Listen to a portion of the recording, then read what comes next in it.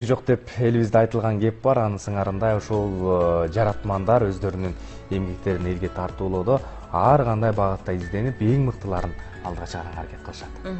Ошондой бир таланттуу инсан бар. Бүгүнкү күндө Кыргызстандагы моданын өнүгүшүнө өзүнүн салымын кошуп келет. Костюмдар сүрөтчүсү, фэшн продюсер, окутуучу, Ынтыш брендинин автору Ынтымак Абдылдаевдин учурда Бырыш аттуу көргөзмөсү өтүп жатат. Дал ушул көргөзмөнүн аталышы эле чындыгында көңүлдү бурат.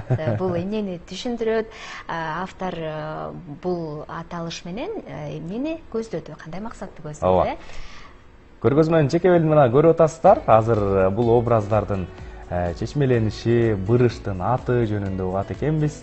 Эң сонун көзгө көрүнүшү дагы, анан албетте ар биринин өзүнүн мааниси, мазмуну бар дегендей, мунун баардыгын тең ошол Бырыш көргөзмөсүндө мындай ар бир барган көрөрмандын көз алдына эң сонун кылып тартып көргөзүп берип аткан чагы.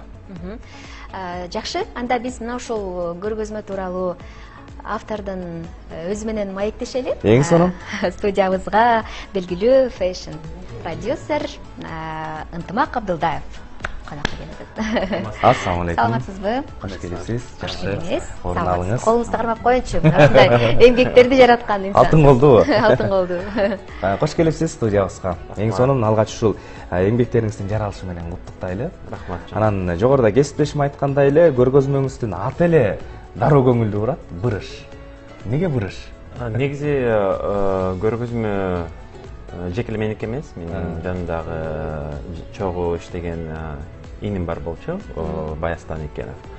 Анан концепцияны а жигит ойлогон болчу да. Анткени ал постоянно колумда чоң колумда иштеп, мага аябай жардам берип жүрдү. Анан бир жолу айтат, бактарактар курап калат го.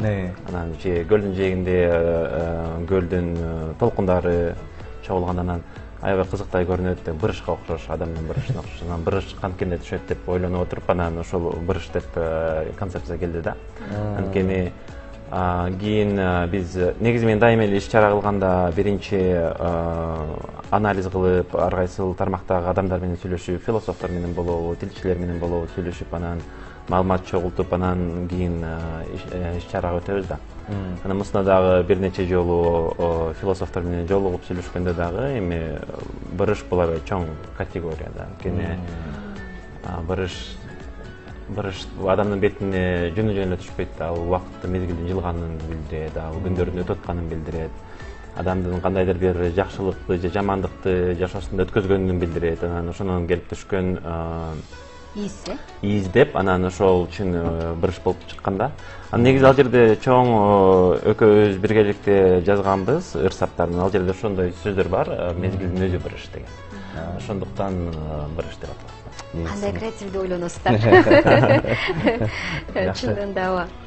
Кийимдердин форма, дизайны ушул жөнүндө дагы бир.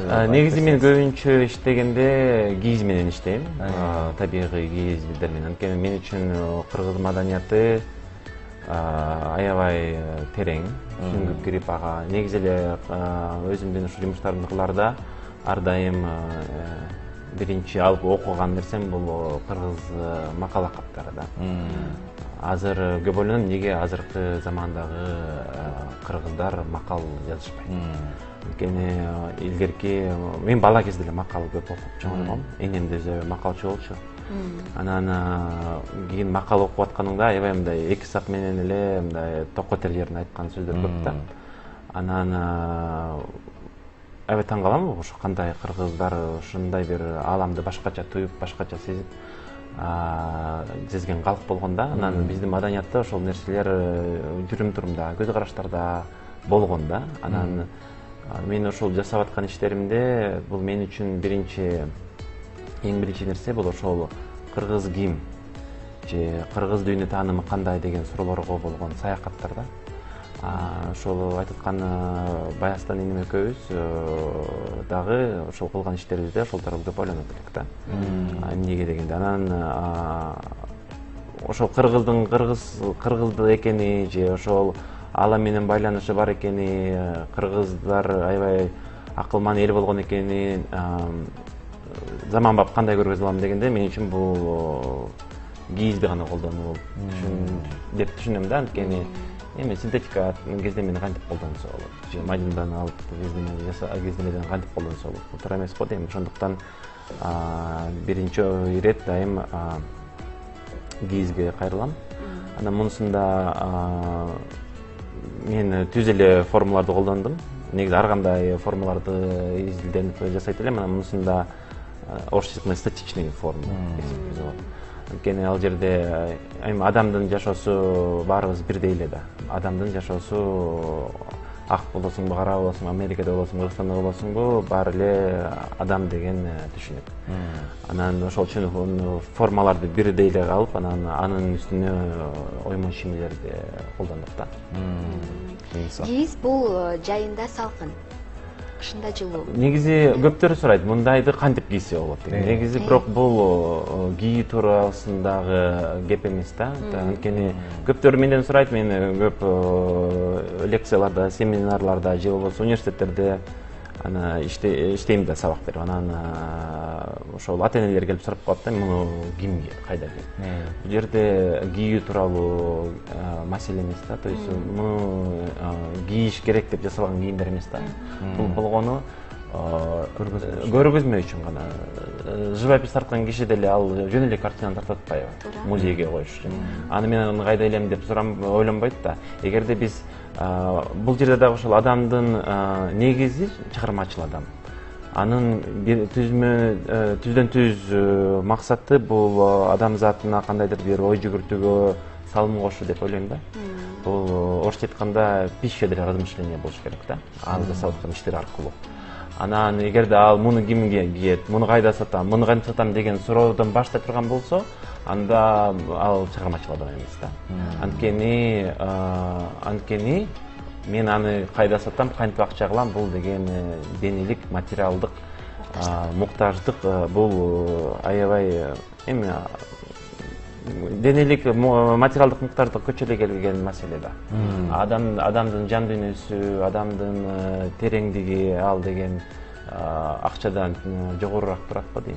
Ошондуктан бул жерде акча тууралуу кеп эмес да, ким кийет же кайда сатабыз, жайында кийсе болобу деген сыяктуу эмес да. Бул көбүнчө көргөзмөнүн өзү айтып тургандай, эмне үчүн бырыш түшөт, бырыш канткенде түшөт.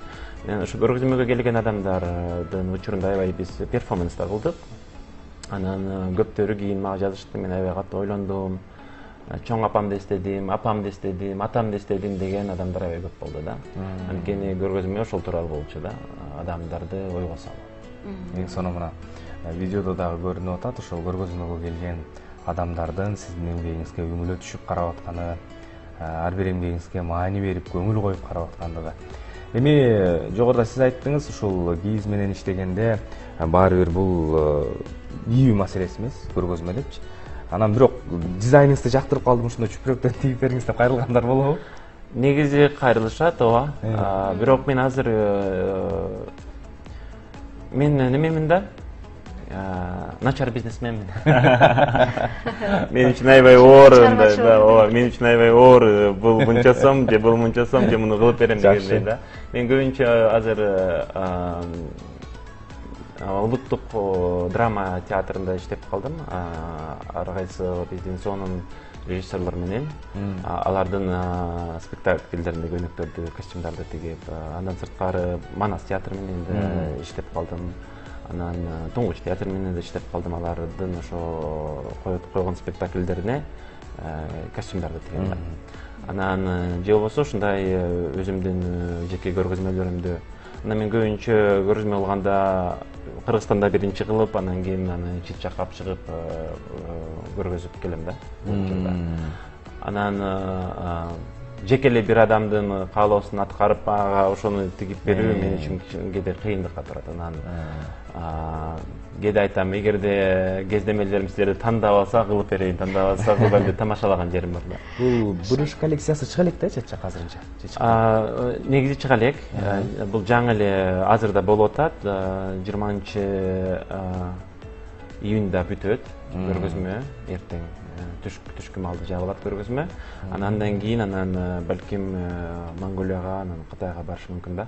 Бирок азыр негизи бул көргөзмөнүн жарымы эртең Кыргызстанда болуп аткан Кытай эл жана Кыргыз элинин ортосундагы айымдар арасындагы дизайнерлик иш кеченин көргөзмөсү болот эртең, ошол жерге жарымы коюлат да. Анткени бул көчө күнү ошол делегация көргөзмөгө келип кетишкен, көрүп анан алар аябай сурашканда бир нече жумуштарды да биздин дагы иш чарага коюп бересиңерби деп. Анан бул ошо башталышы, анан эгерде Кудай буйруса, балким дагы Кытайга барып калышы мүмкүн. Чыгармачылыгыңызда көбүнчө эски менен баягы учурду айкалыштырып, көбүнчө ушундай бир жаратмандык менен эмгектенип келесиз да. Мындай мисалы эжелүүгө эски тон деп кыздар айтмакчычы. Негизи эжелүүгө эски тон аябай жагат да мага. Азыр бизде дүйнөдө тиги сарамжалдуу мода деген түшүнүк пайда болбодубу? Ушул жөнүндө айтыңызчы. Анан сарамжалдуу мода деген мен дайым күлө берем. Силер эми жетсеңер кыргыздар илгери эле аны айтып койгон, эжелүү сиңдиги эски тон депчи. Анткени бул чын эле ошо bunun баары жанагы биздин ачкөздүктөн, адамдык ачкөздүктөн келип атат да. Алып калайын, жеп калайын деп эле талашып эле сенден жакшыраак кийинейин деген сыяктуу нерселерден да. Бирок адамга эмне эң негизгиси эртең менен кийер көйнөгүң болсо болду эмеспи. Бирок көрдүңүзбү биздин өз ичибиздеги ошол орусча айткандай алчность бар да. Ошого жулунуп алынып эле анан аны болсо маркетологдор дүйнө жүзүндөгү брендтердин маркетологдордун баары деген сен алышың керек, кийишиң керек деп эле реклама кыла берет, телевизор аркылуу болобу, колдон келишинче баардык соц тармактарда. Анан адам баласы ошондой экен, тигиники бар анда мен да алышым керек деген сыяктуу. Бул баардык нерсеге тиешелүү. Ошол эле машина болобу, үй болобу, алтын болобу. Айылда мен билем, апалар жантылашып алтын алышат да. Жумагүл алып тур, мен да алайын, Айнагүл алып тур, мен да алайын деген сыяктуу да. Мен дайым күлө берем, эмнеге?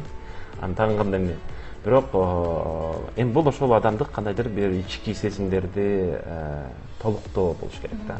Демек сиздин көз карашыңызда кийгенге ыңгайлуу болгон саналуу гана кийим болуш керек. Ооба. Ооба. 2-3 саналуу гана кийим болуш керек деп ойлойм. Алмаштырып кийип эле, жууп тазалап, кайра алмаштырып кийгенге. Анан ал табигый кеземдерден болуш керек. Анткени эгерде ал көйнөк жыртылып калган болсо, жыртылат да, бардык нерсеси керек да. Андан балким эгерде табигый болсо, аны эгер бирде калып калса, мусорго ыргытылып калса дагы табигый кездемде чирийт. Синтетикалык кездемелер чирибейт. Ошондуктан бул баары бир кайра эле өзүнүн башатына кайрылат да. Анан көргөзмө дагы ошол тууралуу, башатка кайрылуу тууралуу да. Анткени биз ошол күнүмдүк жашоодо жумуш деп жүрүп эле унутуп калабыз көп нерсени. Жашоонун жарышында ары чуркап, бери чуркап эле жетишип калышым керек, кылып калышым керек дегендей. Бирок аягында баарыбыз кайра башатыбызга кайтабыз дегендей. Ошондуктан бул ошол нерселер гана бизди бир учурда ойлондуруп коет экен да. Бүгүн Баястан келе алган жок тилекке каршы, анткени ал ушу көргөзмөгө аз калганда өзү өтүп кетти. Ошондуктан ал бүгүн мен аны келе алган, чакыра албадым да.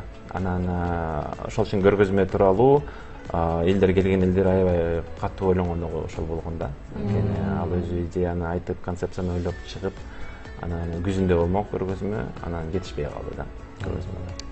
Демек, өзү көрбөсө дагы өзүнүн эмгектери, анын өмүрүн улантат буюрса, дос деген сиздей дос болот. Мына ошо достун эмгегин атап айтып, даңазалап, анын эмгегин жайылтып атасыз да. Келген элдердин пикири кандай болот атана? Көптөр аябай таң калышты, анткени ал жерде кыргыз макалдарында колдонуп жазгам, аннотацияларында. Анан алар аябай ойлонуп, ушундай да сөздөр барбы деп кыргыз тилинде. Анан мен айттым, окубайсыңарбы?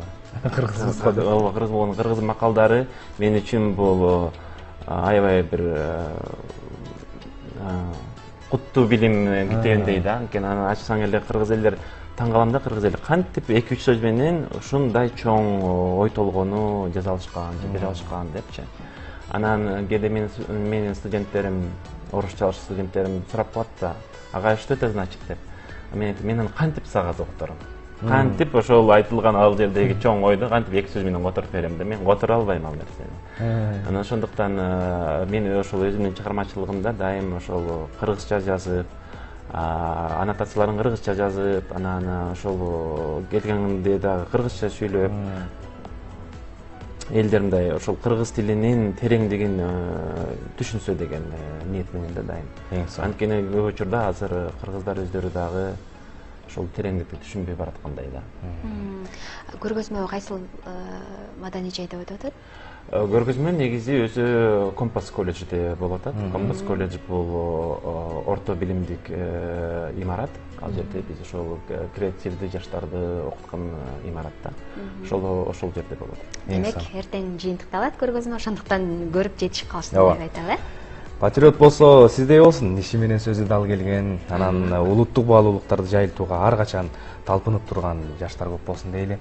Ишиңизге, кызматыңызга, оюңузга рахмат. Дагы сиздин аркаңызда ошондой улутка күйгөн жаштар тарбиялана берсин, үлгү ала берсин. Бар болуңуз. Рахмат, чакырганыңыздарга рахмат.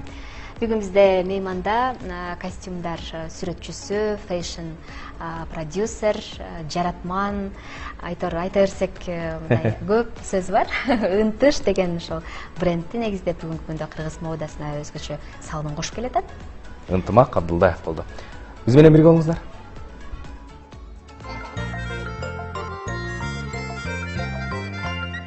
Баланын ден соолугу жана